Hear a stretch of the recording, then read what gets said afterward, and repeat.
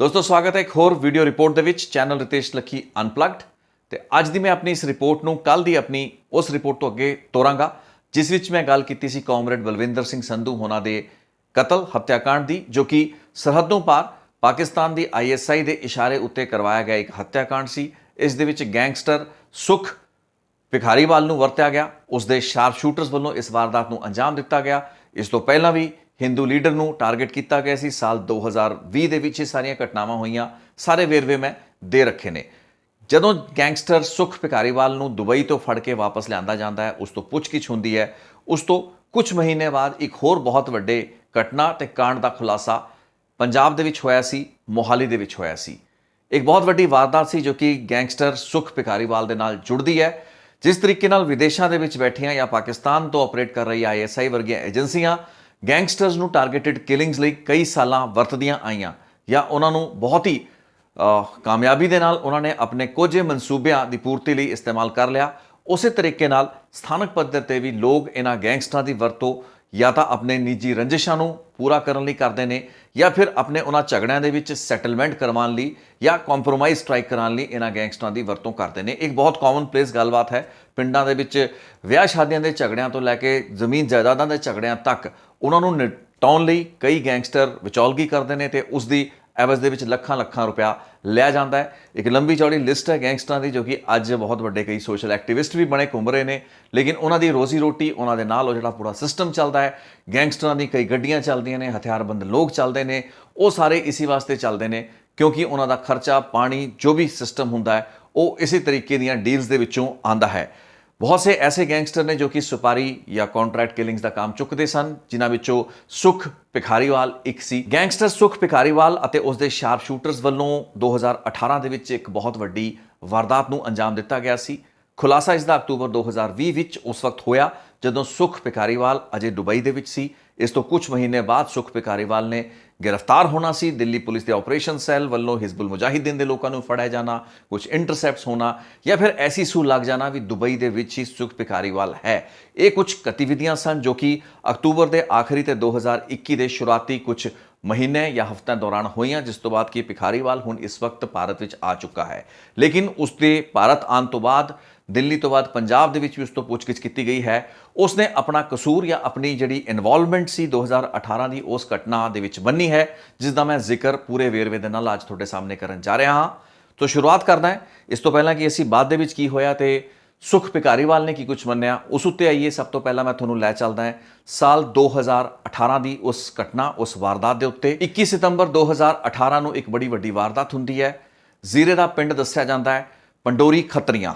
ਇੱਥੇ ਇੱਕ triple murder ਹੁੰਦਾ ਹੈ, ਵੈਸੇ ਤਾਂ ਡਬਲ ਮਰਡਰ ਹੁੰਦਾ, ਲੇਕਿਨ ਇਸ ਮਰਡਰ ਦੇ ਵਿੱਚ ਜਿਹੜੇ ਗੈਂਗਸਟਰਸ ਆਉਂਦੇ ਨੇ, ਅੰਨ੍ਹੇਵਾਹ ਜਿਹੜੀ ਗੋਲੀਆਂ ਚਲਾਈਆਂ ਜਾਂਦੀਆਂ, .38 ਬੋਰ ਦੇ ਪ੍ਰੋਹਿਬਿਟਡ ਤੇ ਹਾਈ ਬੋਰ ਜਾਂ ਕੈਲੀਬਰ ਦੇ ਜਿਹੜੇ ਵੈਪਨ ਇਸਤੇਮਾਲ ਕੀਤੇ ਜਾਂਦੇ ਨੇ। ਉਸ ਵਿੱਚ ਰਾਜਪ੍ਰੀਤ ਸਿੰਘ ਨਾਂ ਦੇ ਇੱਕ ਸ਼ਖਸ ਤੇ ਉਸ ਦੀ ਜਿਹੜੀ ਧਰਮ ਪਤਨੀ ਹੁੰਦੀ ਹੈ, ਜਿਸ ਦਾ ਨਾਂ ਪ੍ਰਦੀਪ ਕੌਰ ਦੱਸਿਆ ਜਾਂਦਾ ਹੈ, ਲੇਕਿਨ ਉਸ ਦਾ ਅਸਲ ਨਾਂ ਮਨਜੀਤ ਕੌਰ ਹੁੰਦਾ ਹੈ। ਉਸ ਦੀ ਮੌਤ ਹੋ ਜਾਂਦੀ ਹੈ। ਉਸ ਵਕਤ ਜਦੋਂ ਇਹ ਗੋਲੀकांड ਹੁੰਦਾ ਹੈ, ਹੱਤਿਆਕਾਂਡ ਹੁੰਦਾ ਹੈ 21 ਸਤੰਬਰ ਨੂੰ, ਤਾਂ ਜਿਹੜੀ ਮਨਜੀਤ ਕੌਰ ਜਾਂ ਪ੍ਰਦੀਪ ਕੌਰ ਹੁੰਦੀ ਹੈ ਉਹ 8 ਮਹੀਨੇ ਦੀ ਗਰਭਵਤੀ ਹੁੰਦੀ ਹੈ। ਸੋ ਇਸ ਨੂੰ ਇੱਕ ਡਬਲ ਮਰਡਰ ਨਹੀਂ ਬਲਕਿ ਇੱਕ ਟ੍ਰਿਪਲ ਮਰਡਰ ਦੱਸਿਆ ਜਾਂਦਾ ਹੈ। ਇਸ ਘਟਨਾ ਦੇ ਕੁਝ ਘੰਟੇ ਦੇ ਵਿੱਚ ਹੀ ਸਥਾਨਕ ਰੇਂਜ ਦੇ ਡੀਆਈਜੀ ਤੋਂ ਲੈ ਕੇ ਉਤਲੇ ਪੱਧਰ ਦੇ ਅਧਿਕਾਰੀ ਮੌਕੇ ਵਾਰਦਾਤ ਤੇ ਪਹੁੰਚਦੇ ਨੇ। ਉੱਥੇ ਜਦੋਂ ਪੂਰੇ ਘਟਨਾ ਤੇ ਮੋਡਸ ਆਪਰੈਂਡੀ ਨੂੰ ਐਗਜ਼ਾਮਿਨ ਕੀਤਾ ਜਾਂਦਾ ਹੈ, ਇਹ ਸਮਝ ਵਿੱਚ ਆਉਂਦਾ ਹੈ ਵੀ ਜਿਹੜੇ ਹਥਿਆਰਬੰਦ ਲੋਕ ਸਨ ਉਹਨਾਂ ਦੇ ਕੁਝ ਸੀਸੀਟੀਵੀ ਜਿਹੜੇ ਫੁਟੇਜਸ ਹੈ ਉਹ ਵੀ ਸਾਹਮਣੇ ਆਉਂਦੇ ਨੇ। ਉਹ ਹਥਿਆਰਬੰਦ ਲੋਕ ਨਾਲ ਜਿਹੜੇ ਹੁੰਦਾ ਹੈ ਘਰ ਦੇ ਵਿੱਚ ਲੱਗਿਆ ਹੋਇਆ CDR ਹੁੰਦਾ ਹੈ, CCTV ਦੇ ਵਿੱਚ ਜਿਹੜੀ ਡੇਟਾ ਸਟੋਰੇਜ ਦਾ ਇੱਕ ਡਿਵਾਈਸ ਹੁੰਦਾ ਹੈ, ਉਸ ਨੂੰ ਵੀ ਪੱਟ ਕੇ ਲਿਜਾਂਦੇ ਨੇ।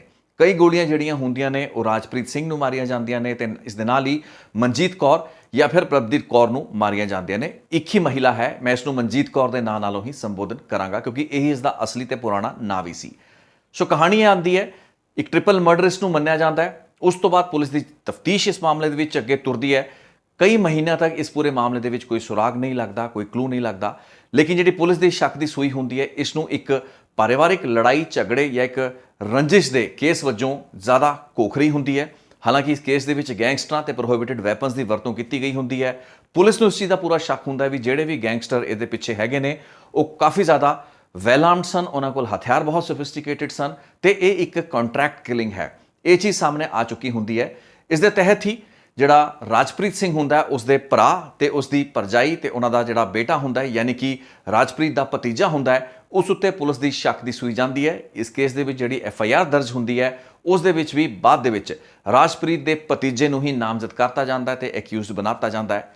ਲੈ ਦੇ ਕੇ ਇਹ ਪੂਰਾ ਮੁਕੱਦਮਾ ਜਿਹੜਾ ਹੈ ਇਹ ਕੇਸ ਹੁੰਦਾ ਹੈ ਉਹ ਇੱਕ ਪਰਿਵਾਰਿਕ ਰੰਜਿਸ਼ ਜਾਂ ਲੜਾਈ ਝਗੜਾ ਜਿਹੜਾ ਪ੍ਰੋਪਰਟੀ ਨੂੰ ਲੈ ਕੇ ਰਿਹਾ ਹੁੰਦਾ ਹੈ, ਥੋੜਾ ਬਹੁਤ ਕਲੇਸ਼ ਪਰਿਵਾਰ ਦੇ ਵਿੱਚ ਚੱਲਦਾ ਰਿਹਾ ਹੁੰਦਾ ਹੈ, ਉਸ ਦੇ ਉੱਤੇ ਐਟਰੀਬਿਊਟ ਕੀਤਾ ਜਾਂਦਾ ਹੈ, ਉਸ ਨੂੰ ਇਸ ਦਾ ਕਾਰਨ ਸਮਝਿਆ ਜਾਂਦਾ ਹੈ। ਇਸ ਹੱਤਿਆਕਾਂਡ ਤੋਂ ਕੁਝ ਦਿਨ ਬਾਅਦ ਇਹ ਸਮਝ ਵਿੱਚ ਆ ਚੁੱਕਾ ਹੁੰਦਾ ਹੈ ਵੀ ਜਿਹੜੀ ਮਹਿਲਾ ਇਸ ਹਮਲੇ ਵਿੱਚ ਮਾਰੀ ਗਈ ਸੀ ਮਨਜੀਤ ਕੌਰ ਯਾਨੀ ਕਿ ਪ੍ਰਭਦੀਪ ਕੌਰ, ਜਿਸ ਦਾ ਪਹਿਲਾ ਨਾਮ ਮਨਜੀਤ ਕੌਰ ਸੀ, ਉਹ ਮੋਗਾ ਦੇ ਇੱਕ ਬਹੁਤ ਹੀ ਚਰਚਿਤ ਰਹੇ ਸੈਕਸ ਸਕੈਂਡਲ ਜੋ ਕਿ ਸਾਲ 2007 ਦੇ ਵਿੱਚ ਉੱਭਰਿਆ ਸੀ, ਉਸ ਦੀ ਇੱਕ ਮੁੱਖ ਮੁਲਜ਼ਮ ਵੀ ਸੀ ਤੇ ਉਸ ਦਾ ਇੱਕ ਮੁੱਖ ਅਪਰੂਵਰ ਟਰਨਡ ਚਸ਼ਮਦੀਦ ਤੇ ਗਵਾਹ ਵੀ ਸੀ। ਇਹ ਬਹੁਤ ਵੱਡੀ ਡਿਵੈਲਪਮੈਂਟ ਹੁੰਦੀ ਹੈ। ਪੁਲਿਸ ਕੋਲ ਇਹ ਜਾਣਕਾਰੀ ਹੈ ਕੁਝ ਦਿਨਾਂ ਦੇ ਵਿੱਚ ਆ ਚੁੱਕੀ ਹੁੰਦੀ ਹੈ, ਲੇਕਿਨ ਇਸ ਦੇ ਬਾਵਜੂਦ ਪੁਲਿਸ ਦੀ ਜਿਹੜੀ ਤਫਤੀਸ਼ ਹੁੰਦੀ ਹੈ ਉਹ ਪਰਿਵਾਰਿਕ ਰੰਜਿਸ਼ਾਂ ਜਾਂ ਲੜਾਈ ਝਗੜਿਆਂ ਤੱਕ ਹੀ ਸੀਮਿਤ ਰੱਖਦੀ ਹੈ। ਹਾਲਾਂਕਿ ਇਸ ਘਟਨਾ ਦੇ ਵਿੱਚ ਕੁਝ ਐਸੇ ਗੈਂਗਸਟਰਾਂ ਦੀ ਵਰਤੋਂ ਵੀ ਹੋਈ ਹੁੰਦੀ ਹੈ। ਇੱਕ ਕਾਰਨ ਜਿਹੜਾ ਇਸ ਕੇਸ ਦੇ ਵਿੱਚ ਪੁਲਿਸ ਇਸ ਕੇਸ ਦੇ ਵਿੱਚ ਰਾਜਪ੍ਰੀਤ ਦੇ ਭਤੀਜੇ ਨੂੰ ਅਕਿਊਜ਼ ਬਣਾ ਲੈਂਦੀ ਹੈ, ਉਹ ਕਾਰਨ ਹੁੰਦਾ ਵੀ ਰਾਜਪ੍ਰੀਤ ਦਾ ਜਿਹੜਾ ਭਤੀਜਾ ਹੁੰਦਾ ਹੈ ਉਹ ਕਾਫੀ ਹੱਦ ਤੱਕ ਜੈਪਾਲ ਭੁੱਲਰ ਤੇ ਵਿੱਕੀ ਗੌਂਡਰ ਵਰਗੇ ਕੁਝ ਗੈਂਗਸਟਰ ਦੇ ਨਾਲ ਤਾਲੁਕ ਰੱਖਦਾ ਹੁੰਦਾ ਹੈ। ਲੇਕਿਨ ਇਸ ਹੱਤਿਆ ਦੇ ਪਿੱਛੇ ਕਿਹੜਾ ਗੈਂਗ ਸੀ ਕਿ ਜੈਪਾਲ ਭੁੱਲਰ ਜਾਂ ਵਿੱਕੀ ਗੌਂਡਰ ਦਾ ਗੈਂਗ ਸੀ, ਇਸ ਬਾਰੇ ਕੋਈ ਵੀ ਠੋਸ ਜਾਣਕਾਰੀ ਨਾ ਤਾਂ ਪੁਲਿਸ ਕੋਲ ਹੁੰਦੀ ਹੈ ਨਾ ਹੀ ਕਿਸੇ ਡੋਮੇਨ ਦੇ ਵਿੱਚ ਹੁੰਦੀ ਹੈ। ਗੈਂਗਸਟਰ ਸੁਖ ਪਿਕਾਰੀਵਾਲ ਦੀ ਜਿਹੜੀ ਗ੍ਰਿਫਤਾਰੀ ਹੁੰਦੀ ਹੈ ਉਹ ਦਸੰਬਰ 2020 ਵਿੱਚ ਹੋਣੀ ਹੁੰਦੀ ਹੈ। ਉਹ 7 ਦਸੰਬਰ ਤੋਂ ਬਾਅਦ ਹੋਣੀ ਹੁੰਦੀ ਹੈ ਜਦੋਂ ਕਿ ਦਿੱਲੀ ਪੁਲਿਸ ਦੀ ਆਪਰੇਸ਼ਨ ਟੀਮ ਉਸ ਦੇ ਕੁਝ ਸ਼ਾਰਪ ਸ਼ੂਟਰਸ ਨੂੰ ਹਿਜ਼ਬੁਲ ਮੁਜਾਹਿਦੀਨ ਦੇ ਲੋਕਾਂ ਦੇ ਨਾਲ ਫੜ ਚੁੱਕੀ ਹੁੰਦੀ ਹੈ। ਲੇਕਿਨ ਉਸ ਤੋਂ 2 ਮਹੀਨੇ ਪਹਿਲਾਂ ਮੋਹਾਲੀ ਪੁਲਿਸ ਕੋਲ ਇੱਕ ਕੇਸ ਆਂਦਾ ਹੈ। ਕੁਰਾਲੀ ਦੇ ਵਿੱਚ ਇੱਕ ਕਾਰ ਸਨੈਚਿੰਗ ਦਾ ਕੇਸ ਹੁੰਦਾ ਹੈ ਜਿਸ ਦੇ ਵਿੱਚ ਕਿ ਇੱਕ ਨੌਜਵਾਨ ਨੂੰ, ਇੱਕ ਸ਼ਖਸ ਨੂੰ ਗ੍ਰਿਫਤਾਰ ਕੀਤਾ ਜਾਂਦਾ ਹੈ ਜਿਸ ਦਾ ਨਾਮ ਰਣਬੀਰ ਪੀਰਾ ਹੁੰਦਾ ਹੈ। ਰਣਬੀਰ ਪੀਰਾ ਇੱਕ ਗੈਂਗਸਟਰ ਹੁੰਦਾ ਹੈ, ਛੋਟੇ-ਮੋਟੇ ਲੈਵਲ ਦੀ ਸਨੈਚਿੰਗ ਦਾ ਕੰਮ ਕਰਦਾ ਹੁੰਦਾ ਹੈ। ਲੇਕਿਨ ਉਸ ਤੋਂ ਜਦੋਂ ਮੋਹਾਲੀ ਪੁਲਿਸ ਪੁੱਛਗਿੱਛ ਕਰਦੀ ਹੈ ਉਸ ਦੇ ਵਿੱਚ ਉਸ ਵੱਲੋਂ ਖੁਲਾਸਾ ਕੀਤਾ ਜਾਂਦਾ ਹੈ, ਇੰਕਸ਼ਾਫ ਕੀਤਾ ਜਾਂਦਾ ਹੈ 21 ਸਤੰਬਰ 2018 ਦੀ ਉਸ ਵਾਰਦਾਤ ਦਾ ਜਿਸ ਵਿੱਚ ਕਿ ਰਾਜਪ੍ਰੀਤ ਸਿੰਘ, ਉਸ ਦੀ ਪਤਨੀ ਮਨਜੀਤ ਕੌਰ ਤੇ ਅਣਜਣਮੇ ਬੱਚੇ ਨੂੰ ਗੋਲੀਆਂ ਮਾਰ ਕੇ ਇਹ ਸਭ ਨੇ ਮਾਰ ਮੁਕਾਇਆ ਹੁੰਦਾ ਹੈ। ਹੈਰਾਨੀ ਦੀ ਗੱਲ ਇਹ ਹੁੰਦੀ ਹੈ ਵੀ ਰਣਬੀਰ ਪੀਰਾ ਇੱਕ ਛੋਟੇ ਲੈਵਲ ਦਾ ਆਪਰੇਟਿਵ ਹੁੰਦਾ ਹੈ। ਉਸ ਵੱਲੋਂ ਇਹ ਖੁਲਾਸਾ ਕੀਤਾ ਜਾਂਦਾ ਹੈ ਵੀ ਇਸ ਸ਼ੂਟਆਊਟ ਦੇ ਵਿੱਚ ਉਹਦੇ ਨਾਲ ਗੈਂਗਸਟਰ ਸੁਖ ਪਿਕਾਰੀਵਾਲ ਦੇ ਗੈਂਗ ਦੇ 2 ਸ਼ਾਰਪ ਸ਼ੂਟਰ ਸ਼ਾਮਲ ਸਨ ਤੇ ਇਹ ਪੂਰੀ ਵਾਰਦਾਤ ਸੁਖ ਪਿਕਾਰੀਵਾਲ ਦੇ ਹੀ ਇਸ਼ਾਰੇ ਤੇ ਅੰਜਾਮ ਦਿੱਤੀ ਗਈ। ਹੈਰਾਨੀ ਦੀ ਗੱਲ, ਸਭ ਤੋਂ ਅਚੰਭੇ ਦੀ ਗੱਲ ਤਾਂ ਇਹ ਹੁੰਦੀ ਹੈ ਵੀ ਇਹ ਦੋਵੇਂ ਸ਼ਾਰਪ ਸ਼ੂਟਰ ਪਹਿਲਾਂ ਹੀ ਅਲੱਗ-ਅਲੱਗ ਪੰਜਾਬ ਦੇ ਪੁਲਿਸ ਥਾਣਿਆਂ ਦੇ ਵਿੱਚ ਗ੍ਰਿਫਤਾਰ ਹੋ ਚੁੱਕੇ ਹੁੰਦੇ ਨੇ ਕੁਝ ਹੋਰ ਵਾਰਦਾਤਾਂ ਦੇ ਸਿਲਸਿਲੇ ਦੇ ਵਿੱਚ। ਲੇਕਿਨ ਜਦੋਂ ਇਹਨਾਂ ਤੋਂ ਹਰਵਿੰਦਰ ਦੋਦੀ ਨਾਂ ਦਾ ਇੱਕ ਹੋਰ ਸ਼ਾਰਪ ਸ਼ੂਟਰ ਹੁੰਦਾ, ਉਸ ਦੇ ਨਾਲ ਹੀ ਭੁਪਿੰਦਰ ਪਿੰਦਾ ਨਾਂ ਦਾ ਇੱਕ ਹੋਰ ਸ਼ਾਰਪ ਸ਼ੂਟਰ ਹੁੰਦਾ ਹੈ, ਇਹ ਦੋਵਾਂ ਨੂੰ ਜਦੋਂ ਗ੍ਰਿਫਤਾਰ ਕੀਤਾ ਜਾਂਦਾ ਹੈ STF ਅੰਮ੍ਰਿਤਸਰ ਇੱਕ ਅਲੱਗ ਕੇਸ ਦੇ ਵਿੱਚ ਤੋਦੀ ਤੋਂ ਜਦੋਂ ਪੁੱਛਗਿੱਛ ਕਰਦੀ ਹੈ ਤਾਂ ਉਸ ਵਿੱਚ ਉਹ ਇਹ ਖੁਲਾਸੇ ਨਹੀਂ ਕਰਦਾ ਵੀ 21 ਸਤੰਬਰ 2018 ਦੀ ਜਿਹੜੀ ਵਾਰਦਾਤ ਸੀ ਉਹ ਵੀ ਸੁਖ ਪਿਕਾਰੀਵਾਲ ਦੇ ਕਹੇ ਤੇ ਇਹ ਸ਼ਾਰਪ ਸ਼ੂਟਰਸ ਵੱਲੋਂ ਹੀ ਅੰਜਾਮ ਦਿੱਤੀ ਗਈ। ਲੇਕਿਨ ਅਕਤੂਬਰ 2020 ਵਿੱਚ ਗ੍ਰਿਫਤਾਰ ਹੋਇਆ ਰਣਬੀਰ ਬੀਰਾ ਜਿਹੜਾ ਹੈ ਉਹ ਇਸ ਦਾ ਖੁਲਾਸਾ ਮੋਹਾਲੀ ਪੁਲਿਸ ਦੇ ਅੱਗੇ ਕਰ ਦਿੰਦਾ ਹੈ। ਪੁਲਿਸ ਦਾਅਵਾ ਕਰਦੀ ਹੈ ਵੀ ਇੱਕ ਬਹੁਤ ਵੱਡਾ ਕੇਸ ਉਹ ਜਿਹੜਾ ਪੰਡੋਰੀ ਖੱਤਰੀਆਂ ਦਾ ਬਲਾਈਂਡ ਮਰਡਰ ਕੇਸ ਚੱਲ ਰਿਹਾ ਸੀ ਜਾਂ ਕਹਿ ਲਈਏ ਵੀ ਇੱਕ ਟ੍ਰਿਪਲ ਮਰਡਰ ਕੇਸ ਸੀ ਜਿਸ ਉੱਤੇ ਕਿ ਜਿਹੜਾ ਸ਼ੰਕੇ ਜਿਹੜੇ ਸਨ ਉਹ ਭਤੀਜਾ ਜਿਹੜਾ ਸੀ ਰਾਜਪ੍ਰੀਤ ਦਾ ਉਸ ਉੱਤੇ ਹੀ ਸਨ। ਉਸ ਕੇਸ ਦੇ ਵਿੱਚ ਇੱਕ ਬਹੁਤ ਵੱਡੀ ਬ੍ਰੇਕ ਥਰੂ ਤੇ ਇੱਕ ਲੀਡ ਪੁਲਿਸ ਨੂੰ ਮਿਲ ਚੁੱਕੀ ਹੁੰਦੀ ਹੈ। ਲੇਕਿਨ ਇਸ ਮੌਕੇ ਤੇ ਵੀ ਪੁਲਿਸ ਨੇ ਹਜੇ ਵੀ ਉਸ ਤਰੀਕੇ ਦੀ ਪੜਤਾਲ ਨਹੀਂ ਕੀਤੀ ਹੁੰਦੀ ਜਾਂ ਉਹਨਾਂ ਦੇ ਜਿਹੜੇ ਸ਼ੱਕ ਦੀ ਸੂਈ ਹੁੰਦੀ ਹੈ ਇਸ ਪੂਰੇ ਕੇਸ ਦੇ ਲਾਰਜਰ ਐਂਗਲ ਤੇ ਨਹੀਂ ਗਈ ਹੁੰਦੀ। ਉਹ ਲਾਰਜਰ ਐਂਗਲ ਜੋ ਕਿ ਉਹਨਾਂ ਦੇ ਸਾਹਮਣੇ ਤਾਂ ਹੁੰਦਾ ਹੈ ਲੇਕਿਨ ਉਹਨਾਂ ਨੇ ਜਾਣਬੁੱਝ ਕੇ ਜਾਂ ਫਿਰ ਅਣਜਾਣੇ ਦੇ ਵਿੱਚ ਉਸ ਪੂਰੇ ਐਂਗਲ ਨੂੰ ਛੱਡਤਾ ਹੁੰਦਾ ਹੈ। ਉਹ ਕੇਸ ਹੁੰਦਾ ਹੈ ਮੋਗਾ ਸੈਕਸ ਸਕੈਂਡਲ ਦਾ ਕੇਸ। ਹੁਣ ਜਿਹੜੀ ਜਾਣਕਾਰੀ ਨਿਕਲ ਕੇ ਆ ਰਹੀ ਹੁੰਦੀ ਹੈ ਰਣਬੀਰ ਪੀਰਾ ਦੇ ਮਾਧਿਅਮ ਤੋਂ ਜਾਂ ਫਿਰ ਉਸ ਤੋਂ ਬਾਅਦ ਜਦੋਂ ਦਸੰਬਰ 2020 ਦੇ ਵਿੱਚ ਗ੍ਰਿਫਤਾਰੀ ਹੁੰਦੀ ਹੈ ਸੁਖ ਪਿਕਾਰੀਵਾਲ ਦੀ, ਉਸ ਨੂੰ ਫੜ ਕੇ ਲਿਆਇਆ ਜਾਂਦਾ ਹੈ। ਉਹ ਦੱਸਦਾ ਵੀ ਕਾਮਰੇਡ ਬਲਵਿੰਦਰ ਸੰਧੂ ਦੀ ਹੱਤਿਆ ਉਸਨੇ ਅੰਜਾਮ ਦਿੱਤੀ ਸੀ। ਉਸ ਤੋਂ ਪਹਿਲਾਂ ਦੀਆਂ ਵਾਰਦਾਤਾਂ ਦੇ ਵਿੱਚ ਉਹ ਆਪਣੀ ਇਨਵੋਲਵਮੈਂਟ ਜਿਹੜੀ ਹੈ ਉਸ ਨੂੰ ਸਵੀਕਾਰਦਾ ਹੈ। ਉਸ ਵਕਤ ਉਸ ਵੱਲੋਂ ਇਹ ਜ਼ਿਕਰ ਕੀਤਾ ਜਾਂਦਾ ਹੈ ਵੀ ਇਹ ਜਿਹੜਾ ਪੰਡੋਰੀ ਖੱਤਰੀਆਂ ਦਾ ਟ੍ਰਿਪਲ ਮਰਡਰ ਸੀ ਜਾਂ ਡਬਲ ਮਰਡਰ ਜੋ ਕਿ ਉਹਨਾਂ ਦੀ ਨਜ਼ਰ ਦੇ ਵਿੱਚ ਸੀ, ਹਾਲਾਂਕਿ ਉਹ ਰਾਜਪ੍ਰੀਤ ਨੂੰ ਮਾਰਨਾ ਨਹੀਂ ਚਾਹੁੰਦੇ ਸਨ ਲੇਕਿਨ ਉਹਨਾਂ ਦਾ ਜਿਹੜਾ ਨਿਸ਼ਾਨਾ ਨਿਰੋਲ ਸੀ ਉਹ ਸੀ ਮਨਜੀਤ ਕੌਰ ਜਿਸ ਦਾ ਨਾਮ ਪ੍ਰਭਦੀਪ ਕੌਰ ਵੀ ਉਸ ਵਕਤ ਹੋਇਆ ਕਰਦਾ ਸੀ। ਸੋ ਮਨਜੀਤ ਕੌਰ ਇਸ ਕੇਸ ਦੀ ਬਹੁਤ ਹੀ ਅਹਿਮ ਕੜੀ, ਇੱਕ ਬਹੁਤ ਹੀ ਅਹਿਮ ਲਿੰਕ ਸਮਝਿਆ ਜਾ ਸਕਦਾ ਹੈ ਤੇ ਗੈਂਗਸਟਰ ਸੁਖ ਪਿਕਾਰੀਵਾਲ ਵਰਗੇ ਖਤਰਨਾਕ ਗੈਂਗਸਟਰ ਜੋ ਕਿ ISI ਦੇ ਇਸ਼ਾਰੇ ਤੇ ਕੰਮ ਕਰ ਰਿਹਾ ਸੀ ਉਸ ਨੂੰ ਇੱਕ ਪਰਿਵਾਰ ਨੇ ਆਪਣੀ ਰੰਜਿਸ਼ ਪੂਰਾ ਕਰਨ ਦੇ ਮਕਸਦ ਦੇ ਨਾਲ ਦੂਸਰੇ ਪਾਸੇ ਵਰਤਿਆ ਹੋਵੇ। ਇਹ ਚੀਜ਼ ਕਿਵੇਂ ਹਜਮ ਹੋ ਸਕਦੀ ਹੈ, ਇਹ ਚੀਜ਼ ਨੂੰ ਸਮਝਣਾ ਬਹੁਤ ਜ਼ਿਆਦਾ ਜ਼ਰੂਰੀ ਹੈ ਕਿਉਂਕਿ ਥੋੜੀ ਜਿਹੀ ਗਹਿਰਾਈ ਦੇ ਵਿੱਚ ਜਾਣਾ ਪੈਣਾ ਹੈ। ਅਸੀਂ ਤੁਹਾਨੂੰ 2007 ਦੇ ਵਿੱਚ ਲੈ ਕੇ ਚੱਲਦੇ ਹਾਂ। ਮੋਗਾ ਸੈਕਸ ਸਕੈਂਡਲ ਅਪ੍ਰੈਲ ਤੋਂ ਲੈ ਕੇ ਨਵੰਬਰ 2007 ਦਾ ਉਹ ਸਾਲ ਸੀ ਜਦੋਂ ਕਿ ਅਕਾਲੀ ਦਲ ਦੀ ਸਰਕਾਰ ਆ ਚੁੱਕੀ ਸੀ ਤੇ ਮੋਗਾ ਦੇ ਵਿੱਚ ਇੱਕ ਬਹੁਤ ਵੱਡੇ ਪੱਧਰ ਦਾ ਐਕਸਟੋਰਸ਼ਨ ਰੈਕਟ ਦਾ ਪਰਦਾਫਾਸ਼ ਜਿਹੜਾ ਹੈ ਉਹ ਹੋਇਆ। ਇਸ ਰੈਕਟ ਦੇ ਤਹਿਤ ਸਿਮਰਨਜੀਤ ਕੌਰ ਇੰਦੂਬਾਲਾ ਨਾਂ ਦੀ ਇੱਕ ਮਹਿਲਾ ਤੇ ਉਸ ਦਾ ਪਤੀ ਅਜੇ ਕੁਮਾਰ ਗ੍ਰਿਫਤਾਰ ਕੀਤੇ ਜਾਂਦੇ ਨੇ। ਇਹਨਾਂ ਤੇ ਇਲਜ਼ਾਮ ਇਹ ਹੁੰਦਾ ਵੀ ਇਹ ਐਕਸਟੋਰਸ਼ਨ ਕਰਦੇ ਨੇ, ਸੈਕਸ ਰੈਕਟ ਚਲਾਉਂਦਿਆਂ ਹੋਇਆਂ ਲੋਕਾਂ ਨੂੰ ਬਲੈਕਮੇਲ ਕਰਦੇ ਨੇ ਤੇ ਉੱਥੋਂ ਦੇ ਰਸੂਖਦਾਰ MC ਕਾਉਂਸਲਰ ਲੈਵਲ ਦੇ ਬਹੁਤ ਸੇ ਐਸੇ ਪੋਲੀਟੀਸ਼ੀਅਨ ਛੋਟੇ ਮੋਟੇ ਰਹੇ ਹੁੰਦੇ ਨੇ, ਬਿਜ਼ਨਸਮੈਨ ਹੁੰਦੇ ਨੇ, ਜਿਨ੍ਹਾਂ ਨੂੰ ਪਹਿਲਾਂ ਤਾਂ ਇੱਕ ਹਨੀ ਟਰੈਪ ਦੇ ਵਿੱਚ ਫਸਾਇਆ ਜਾਂਦਾ ਹੈ, ਮਹਿਲਾਵਾਂ ਨੂੰ ਭੇਜ ਕੇ ਉਹਨਾਂ ਨੂੰ ਆਪਣੇ ਨਾਲ ਸਰੀਰਕ ਸੰਬੰਧ ਬਣਾਉਣ ਲਈ ਉਕਸਾਇਆ ਜਾਂਦਾ ਹੈ ਤੇ ਉਸ ਤੋਂ ਬਾਅਦ ਉਹਨਾਂ ਦੀਆਂ ਤਸਵੀਰਾਂ, ਉਹਨਾਂ ਦੀ ਜਿਹੜੀਆਂ ਫਿਲਮਾਂ ਬਣਾ ਕੇ ਉਹਨਾਂ ਨੂੰ ਬਲੈਕਮੇਲ ਕੀਤਾ ਜਾਂਦਾ ਹੈ। ਸੋ ਇਹ ਗੋਰਖ ਧੰਦਾ ਜਦੋਂ ਸ਼ੁਰੂ ਹੁੰਦਾ ਹੈ ਉਸ ਦੇ ਵਿੱਚ ਇਹਦਾ ਸਥਾਨਕ ਪੱਧਰ ਤੇ ਇੱਕ ਨਾਰਮਲ ਕੇਸ ਰਜਿਸਟਰ ਹੁੰਦਾ ਹੈ ਜਿਸ ਦੇ ਵਿੱਚ ਕੀ ਕਾਰਵਾਈ ਪੁਲਿਸ ਵੱਲੋਂ ਕੀਤੀ ਜਾਂਦੀ ਹੈ। ਲੇਕਿਨ ਬਾਅਦ ਦੇ ਵਿੱਚ ਸਮਝ ਵਿੱਚ ਇਹ ਆਂਦਾ ਹੈ ਵੀ ਉੱਥੋਂ ਦੇ ਜਿਹੜਾ ਸਥਾਨਕ ਪੁਲਿਸ ਇੰਚਾਰਜ ਹੁੰਦਾ ਹੈ ਅਮਰਜੀਤ ਸਿੰਘ ਨਾਂ ਦਾ ਤੇ ਇਸ ਦੇ ਨਾਲ ਇੱਕ ਪਵਨ ਕੁਮਾਰ ਨਾਂ ਦਾ, ਉਹ ਵੀ ਉਸ ਪੂਰੇ ਕੇਸ ਦੇ ਵਿੱਚ ਸ਼ਾਮਲ ਹੁੰਦਾ ਤੇ ਬਹੁਤ ਸੇ ਲੋਕਾਂ ਤੋਂ ਜਿਸ ਦੇ ਨਾਲ ਇਹ ਮਹਿਲਾ ਦੇ ਸੰਬੰਧ ਰਹੇ ਹੁੰਦੇ ਨੇ ਉਹਨਾਂ ਤੋਂ ਬਹੁਤ ਵੱਡੇ ਪੱਧਰ ਦੀ ਉਗਾਹੀ ਜਾਂ ਉਹਨਾਂ ਨੂੰ ਬਲੈਕਮੇਲ ਕਰਨ ਦਾ ਇੱਕ ਗੋਰਖ ਧੰਦਾ ਸ਼ੁਰੂ ਹੋ ਜਾਂਦਾ ਹੈ। ਕੁਝ ਮਹੀਨੇ ਅੱਗੇ ਬੀਤਦੇ ਨੇ ਲੇਕਿਨ ਇਸ ਤੋਂ ਬਾਅਦ ਕੁਝ ਕਾਉਂਸਲਰ ਥੱਕ ਹਾਰ ਕੇ ਪੁਲਿਸ ਕੋਲ ਸ਼ਿਕਾਇਤ ਦਿੰਦੇ ਨੇ, ਜਿਸ ਤੋਂ ਬਾਅਦ ਇਹ ਮਾਮਲਾ ਇੱਕ SP ਪੱਧਰ ਦੇ ਅਫਸਰ ਵੱਲੋਂ ਘੋਖਿਆ ਜਾਂਦਾ ਹੈ। ਉਸ ਦੌਰਾਨ ਉਸ ਰਿਪੋਰਟ ਦੇ ਵਿੱਚ ਕਈ ਖੁਲਾਸੇ ਕੀਤੇ ਜਾਂਦੇ ਨੇ ਜਿਸ ਵਿੱਚ ਕਿ ਹੇਠਲੇ ਲੈਵਲ ਦੇ ਜਿਹੜੇ ਅਫਸਰ ਤੇ ਇਹ ਜਿਹੜੀਆਂ ਮਹਿਲਾਵਾਂ ਹੁੰਦੀਆਂ ਨੇ ਕੁਝ, ਜਿਸ ਦੇ ਵਿੱਚ ਕਿ ਸਿਮਰਨਜੀਤ ਕੌਰ ਤੇ ਇੰਦੂਬਾਲਾ ਸ਼ਾਮਲ ਹੁੰਦੀ ਹੈ। ਸਿਮਰਨਜੀਤ ਤੇ ਇੰਦੂਬਾਲਾ ਇੱਕ ਹੀ ਮਹਿਲਾ ਸੀ। ਉਸ ਦਾ ਇਹ ਪੂਰਾ ਰੈਕਟ, ਉਸ ਦਾ ਪਰਦਾਫਾਸ਼ ਹੁੰਦਾ ਹੈ। ਇਸ ਦੇ ਨਾਲ ਹੀ ਇਸ ਪੂਰੇ ਗੋਰਖ ਧੰਦੇ ਦੇ ਵਿੱਚ ਕੁਝ ਹੋਰ ਜਿਹੜੇ ਮੋਲਸ ਹੁੰਦੇ ਨੇ ਉਹ ਵੀ ਸਾਹਮਣੇ ਆਉਂਦੇ ਨੇ, ਜਿਨ੍ਹਾਂ ਵਿੱਚੋਂ ਇੱਕ ਅਹਿਮ ਕੜੀ ਇੱਕ ਵਾਰ ਫੇਰ ਹੁੰਦੀ ਹੈ ਮਨਜੀਤ ਕੌਰ ਦੀ। ਉਹੀ ਮਨਜੀਤ ਕੌਰ ਜੋ ਕਿ ਸਾਲ 2007 ਤੋਂ ਬਾਅਦ 2018 ਦੇ ਵਿੱਚ 21 ਸਤੰਬਰ ਨੂੰ ਪੰਡੋਰੀ ਖੱਤਰਿਆਂ ਦੇ ਵਿੱਚ ਮਾਰਤੀ ਗਈ, ਜਿਸ ਦੀ ਹੱਤਿਆ ਕਰਤੀ ਗਈ ਸੀ ਜਦੋਂ ਉਹ 8 ਮਹੀਨੇ ਦੀ ਗਰਭਵਤੀ ਸੀ। ਸੋ ਮਨਜੀਤ ਕੌਰ ਖੁਦ ਇਸ ਧੰਦੇ ਦੇ ਵਿੱਚ ਹੁੰਦੀ ਹੈ। ਉਸ ਦਾ ਕੰਮ ਜਿਹੜਾ ਹੁੰਦਾ ਹੈ ਬਾਅਦ ਦੇ ਕਈ ਸਾਲਾਂ ਦੇ ਵਿੱਚ ਚਿੱਟਾ ਵੇਚਣ ਦਾ, ਡਰੱਗਸ ਦੀ ਪੈਡਲਿੰਗ ਕਰਨ ਦਾ ਰਹਿਣਾ ਹੁੰਦਾ ਹੈ। ਲੇਕਿਨ ਉਸ ਵਕਤ ਉਹ ਇਸ ਮੋਗਾ ਸੈਕਸ ਸਕੈਂਡਲ ਦੀ ਇੱਕ ਬਹੁਤ ਅਹਿਮ ਕੜੀ ਹੁੰਦੀ ਹੈ। ਇਹ ਦਰਸ਼ਕਾਂ ਨੂੰ ਦੱਸ ਦੇ ਵੀ 2007 ਦੇ ਵਿੱਚ ਤਕਰੀਬਨ 7 ਜਾਂ 8 ਮਹੀਨੇ ਇਹ ਮੋਗਾ ਸੈਕਸ ਸਕੈਂਡਲ ਹੇਠਲੀਆਂ ਅਦਾਲਤਾਂ ਤੋਂ ਲੈ ਕੇ ਹਾਈ ਕੋਰਟ ਤੱਕ ਪਹੁੰਚਦਾ ਹੈ। ਹਾਈ ਕੋਰਟ ਇਸ ਕੇਸ ਦਾ ਸੂ ਮੋਟੋ ਨੋਟਿਸ ਲੈਂਦਾ ਹੈ। ਹਾਈ ਕੋਰਟ ਇਸ ਪੂਰੇ ਕੇਸ ਦੀ CBI ਇਨਕੁਆਇਰੀ ਮਾਰਕ ਕਰਦਾ ਹੈ। CBI ਮਨਾ ਕਰ ਦਿੰਦੀ ਹੈ ਵੀ ਇਸ ਇਨਕੁਆਇਰੀ ਨੂੰ ਅਸੀਂ ਨਹੀਂ ਲੈ ਸਕਦੇ, ਲੇਕਿਨ ਇਸ ਦੇ ਬਾਵਜੂਦ ਹਾਈ ਕੋਰਟ ਜ਼ਬਰਦਸਤੀ ਇਸ ਕੇਸ ਨੂੰ CBI ਨੂੰ ਰੈਫਰ ਕਰਦਾ, ਜਿਸ ਤੋਂ ਬਾਅਦ ਇਸ ਪੂਰੇ ਮਾਮਲੇ ਦੇ ਵਿੱਚ 5 FIRs ਰਜਿਸਟਰ ਹੁੰਦੀਆਂ ਨੇ, ਦਰਜ ਹੁੰਦੀਆਂ ਨੇ ਤੇ ਇਸ ਪੂਰੇ ਮਾਮਲੇ ਦੀ ਪੜਤਾਲ ਜਿਹੜੀ ਹੈ ਉਹ CBI ਵੱਲੋਂ ਸ਼ੁਰੂ ਕੀਤੀ ਜਾਂਦੀ ਹੈ। ਮੋਗੇ ਦੇ ਸਥਾਨਕ ਪੱਧਰ ਦੇ ਬਹੁਤ ਹੀ ਪੋਲੀਟੀਸ਼ੀਅਨ ਜੋ ਕਿ ਉਸ ਵਕਤ ਹੁਕਮਰਾਨ ਧਿਰ ਦੇ ਨਾਲ ਇਨਵੋਲਵ ਹੁੰਦੇ ਨੇ, ਯਾਨੀ ਕਿ ਪੰਜਾਬ ਦੇ ਸਾਬਕਾ ਐਜੂਕੇਸ਼ਨ ਮੰਤਰੀ ਰਹੇ ਤੋਤਾ ਸਿੰਘ, ਉਹਨਾਂ ਦੇ ਬੇਟੇ ਮੱਖਣ ਬਰਾੜ ਦਾ ਨਾਂ ਜਿਹੜਾ ਹੈ ਬਰਜਿੰਦਰ ਸਿੰਘ ਮੱਖਣ ਬਰਾੜ, ਉਹਨਾਂ ਦਾ ਨਾਂ ਇਸ ਸਕੈਂਡਲ ਵਿੱਚ ਉੱਭਰਦਾ ਹੈ। ਇਸ ਤੋਂ ਇਲਾਵਾ ਮੋਗੇ ਦੇ SSP ਦਵਿੰਦਰ ਸਿੰਘ ਗਰਚਾ ਦਾ ਨਾਂ ਇਸ ਵਿੱਚ ਉੱਭਰਦਾ ਹੈ।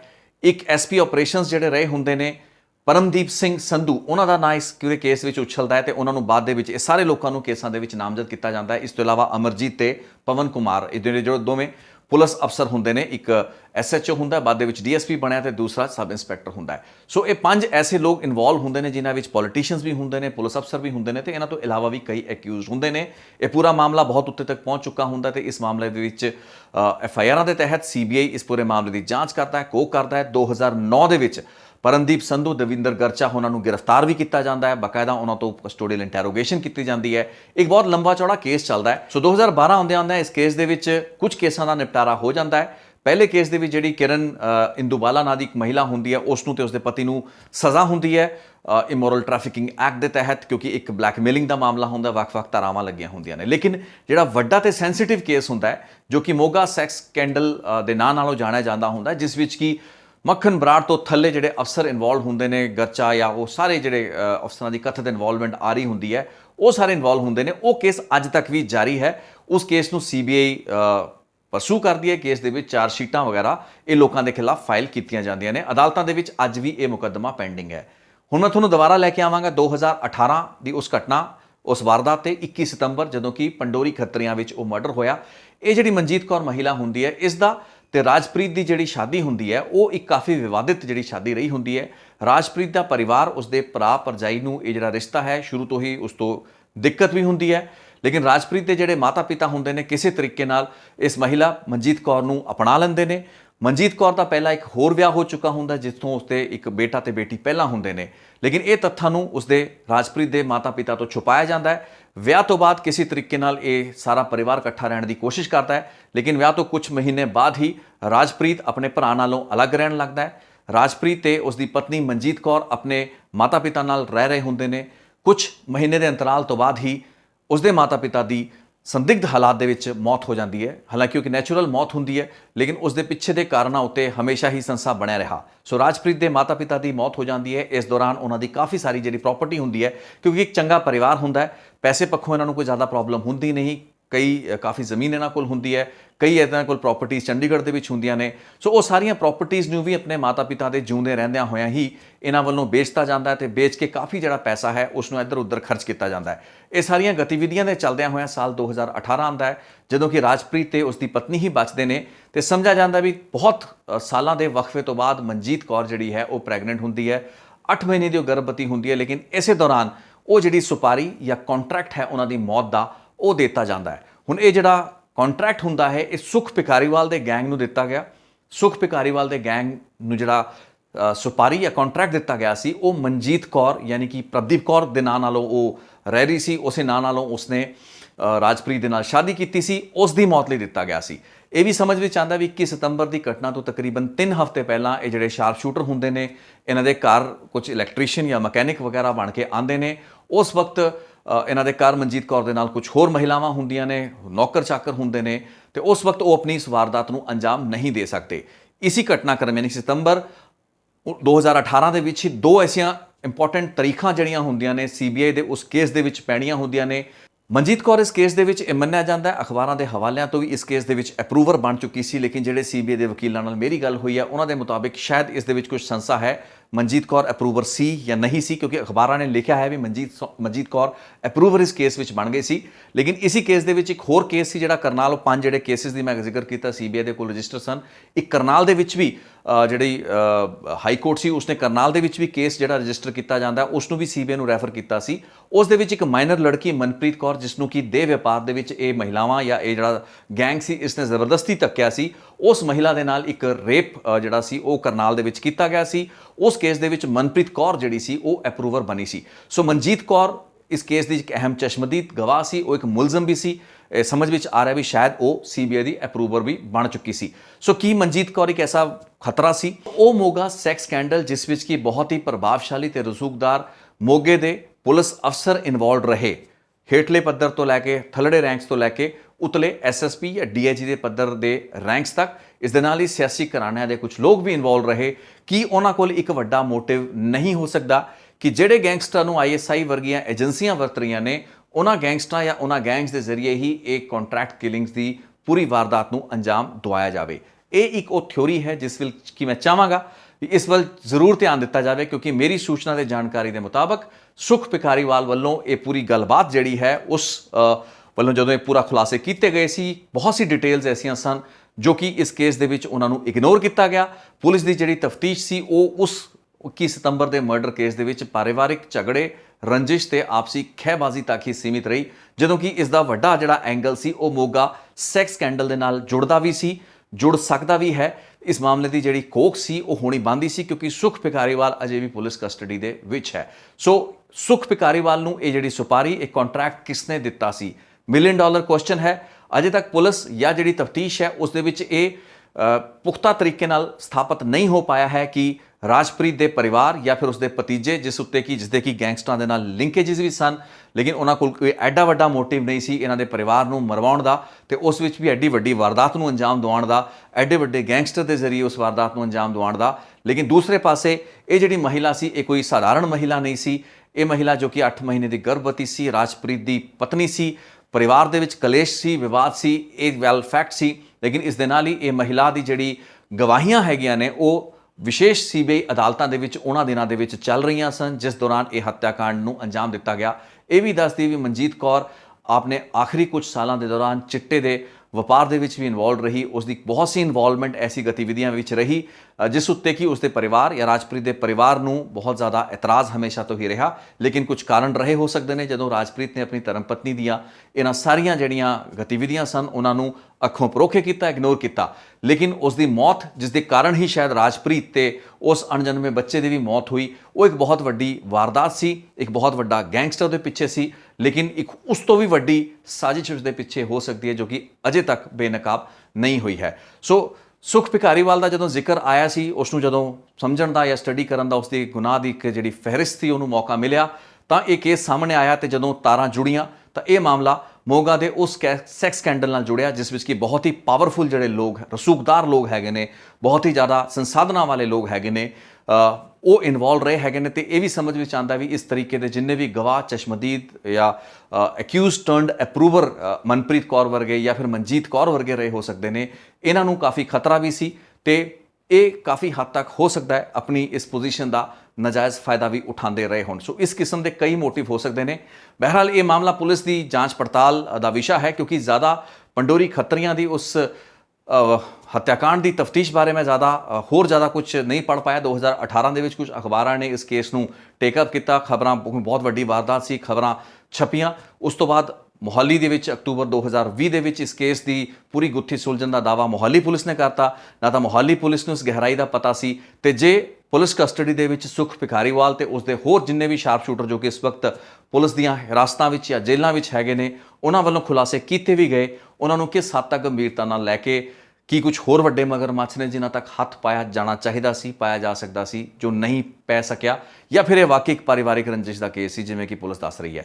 ਸੋ ਇੱਕ ਸਵਾਲ ਹੈਗੇ ਨੇ, ਇਸ ਨੂੰ ਸਮਝ ਤੋਂ ਚੁੱਕਣ ਦਾ ਮੌਕਾ ਮਿਲਿਆ ਹੈ। ਉਮੀਦ ਕਰਾਂਗੇ ਤੁਸੀਂ ਇਸ ਕੇਸ ਨੂੰ ਸਮਝ ਪਾਏ ਹੋ। ਤੇ ਜਿੱਥੇ ਆਪਾਂ ਗੱਲ ਕਰਦੇ ਹਾਂ ਵੀ ਸਿਰਫ ਸਰਹੱਦੋਂ ਪਾਰ ਬੈਠੀਆਂ ਏਜੰਸੀਆਂ ਹੀ ਗੈਂਗਸਟਰਾਂ ਨੂੰ ਵਰਦੀਆਂ ਨੇ, ਟਾਰਗੇਟਡ ਕਿਲਿੰਗਸ ਕਰਦੀਆਂ ਨੇ, ਈਸਾਈ ਤੇ ਹਿੰਦੂ ਭਾਈਚਾਰੇ ਦੇ ਲੀਡਰਾਂ ਨੂੰ ਮਾਰਨ ਦਾ ਜਾਂ ਨਿਸ਼ਾਨਾ ਬਣਾਇਆ ਜਾਣ ਦਾ ਉਹਨਾਂ ਦਾ ਮਨਸੂਬਾ ਹੈ, ਉੱਥੇ ਸਮਝਣ ਵਾਲੀ ਗੱਲ ਇਹ ਵੀ ਹੈ ਵੀ ਵਿਅਕਤੀਗਤ ਰੰਜਿਸ਼ਾਂ ਇਸ ਤਰੀਕੇ ਦੀ ਪੋਲੀਟੀਕਲ ਇੰਪਲੀਕੇਸ਼ਨਸ ਵਾਲੀਆਂ ਸਿਚੁਏਸ਼ਨਸ ਹੁੰਦੀਆਂ ਨੇ ਜਿੱਥੇ ਕਿ ਇਸ ਤਰੀਕੇ ਦੇ ਮਰਡਰਸ ਨੂੰ ਪਿਓਰਲੀ ਪੋਲੀਟੀਕਲ ਮਰਡਰ ਵੀ ਮੰਨਿਆ ਜਾ ਸਕਦਾ ਹੈ। ਇਹ ਬਹੁਤ ਵੱਡੀਆਂ ਸਾਜ਼ਿਸ਼ਾਂ ਰਹੀਆਂ ਹੋ ਸਕਦੀਆਂ ਨੇ। ਸੋ ਇਹਨਾਂ ਨੂੰ ਫੇਅਰਲੀ ਆਬਜੈਕਟਿਵਲੀ ਐਗਜ਼ਾਮਿਨ ਤੇ ਇਨਵੈਸਟੀਗੇਟ ਕਰੇ ਜਾਣ ਦੀ ਲੋੜ ਹੈ। ਇਸ ਕੇਸ ਦੇ ਵਿੱਚ ਸੀਬੀਆਈ ਇਨਵੋਲਵਡ ਹੈ। ਸੋ ਜੇ ਵੀਡੀਓ ਕਿਸੇ ਸੀਬੀਆਈ ਦੇ ਅਫਸਰ ਤੱਕ ਪਹੁੰਚ ਰਿਹਾ ਤਾਂ ਉਹਨਾਂ ਨੇ ਇਸ ਮਾਮਲੇ ਦੇ ਵਿੱਚ 2018 ਦੇ ਇਸ ਮਰਡਰ ਤੋਂ ਬਾਅਦ ਕਿੰਨਾ ਸਖਤ ਨੋਟਿਸ ਲਿਆ। ਅਕਤੂਬਰ 2020 ਦੇ ਵਿੱਚ ਜਦੋਂ ਇਹ ਖੁਲਾਸੇ ਹੋਏ ਸੀ, ਸੁਖ ਭਿਖਾਰੀਵਾਲ ਦਾ ਜਦੋਂ ਜ਼ਿਕਰ ਆਇਆ ਸੀ ਕਿ ਸੀਬੀਆਈ ਨੇ ਉਸ ਗੈਂਗਸਟਰ ਤੋਂ ਪੁੱਛਗਿੱਛ ਕਰਨੀ ਜ਼ਰੂਰੀ ਸਮਝੀ ਕਿ ਸੀਬੀਆਈ ਨੂੰ ਇਸ ਪੂਰੇ ਮਾਮਲੇ ਦੀ ਹੋਰ ਗਹਿਰਾਈ ਦੇ ਵਿੱਚ ਜਾਣ ਦੀ ਲੋੜ ਨਹੀਂ ਸੀ ਜਾਂ ਗੁੰਜਾਇਸ਼ ਇਸ ਦੇ ਵਿੱਚ ਨਹੀਂ ਸੀ। ਇਹ ਆਪਣੇ ਆਪ ਵਿੱਚ ਕੁਝ ਸਵਾਲ ਹੈਗੇ ਨੇ ਜਿਸ ਨੂੰ ਕਿ ਮੈਂ ਆਪਣੇ ਇਸ ਪਲੇਟਫਾਰਮ ਤੋਂ ਚੁੱਕਣ ਦੀ ਕੋਸ਼ਿਸ਼ ਕੀਤੀ ਹੈ। ਸੋ ਇਸੀ ਨੋਟ ਦੇ ਉੱਤੇ ਪੰਡੋਰੀ ਖੱਤਰੀਆਂ ਦੀ ਇਸ ਵਾਰਦਾਤ ਜਿਸ ਦੇ ਵਿੱਚ ਸੁਖ ਭਿਖਾਰੀਵਾਲ ਦੀ ਇਨਵੋਲਵਮੈਂਟ ਸੀ, ਉਸ ਪੂਰੀ ਘਟਨਾ ਨੂੰ ਮੈਂ ਮੋਗਾ ਸੈਕਸ ਸਕੈਂਡਲ ਦੇ ਨਾਲ ਜੋੜਿਆ ਹੈ। ਇੱਕ ਪੂਰੀ ਲੜੀ ਦੇ ਵਿੱਚ ਆਪਾਂ ਵੇਖੀਏ ਤਾਂ ਇਸ ਦੇ ਵਿੱਚ ਹਜੇ ਵੀ ਬਹੁਤ ਕੁਝ ਲੱਭਣ ਵਾਲਾ ਹੈ। ਸੋ ਉਮੀਦ ਕਰਦੇ ਹਾਂ ਜਾਂਚ ਏਜੰਸੀਆਂ ਆਪਣਾ ਕੰਮ ਜ਼ਿੰਮੇਵਾਰੀ ਨਾਲ ਕਰਨ ਤਾਂ ਕਿ ਦੁੱਧ ਦਾ ਦੁੱਧ ਤੇ ਪਾਣੀ ਦਾ ਪਾਣੀ ਹੋ ਸਕੇ। ਇਸ ਵੀਡੀਓ ਨੂੰ ਦੇਖਣ ਲਈ ਬਹੁਤ ਬਹੁਤ ਧੰਨਵਾਦ। ਮਿਲਾਂਗੇ ਇੱਕ ਹੋਰ ਰਿਪੋਰਟ ਲੈ ਕੇ। Thank you very much.